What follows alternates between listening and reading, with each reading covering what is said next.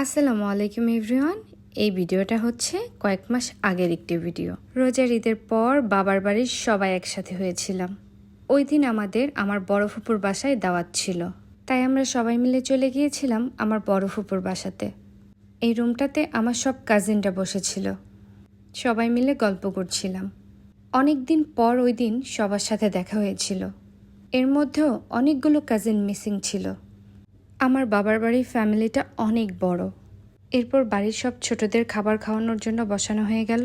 যেহেতু বাড়িতে লোক সংখ্যা অনেক বেশি ছিল, তাই 2 পর্বে খাওয়ানো হয়েছিল, প্রথম ছোটদের, তারপর বড়দের।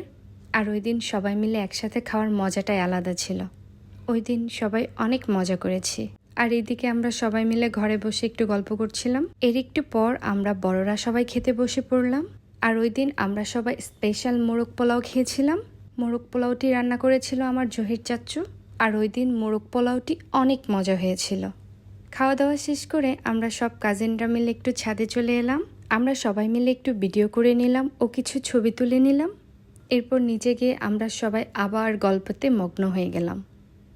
মনে হচ্ছিল আমাদের গল্প শেষই হবে না। আবার দেখা যাচ্ছে ঈদের পরপরই আমাদের গেট টুগেদারটা হওয়ার কারণে গল্পটা আরও বেশি জমে গিয়েছিল।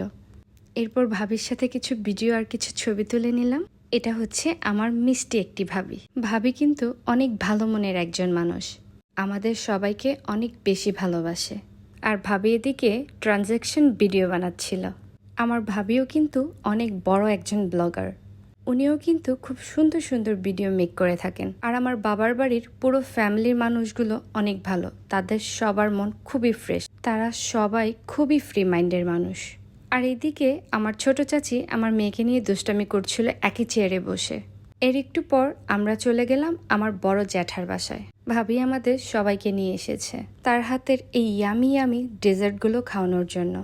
ডেজার্টগুলো দেখতে যেমনটা সুন্দর, খেতে কিন্তু আরও বেশি মজা হয়েছিল।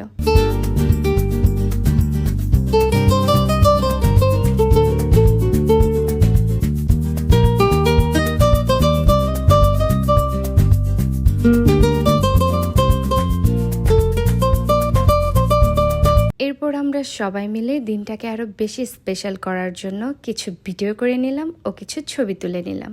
আমাদের সবাইকে একসাথে কেমন লাগছে অবশ্যই কমেন্ট করে জানাবেন। এর একটু পর সবাই সবার মতো ব্যস্ত হয়ে গেছি, সবাই সবার কাজ করছিলাম।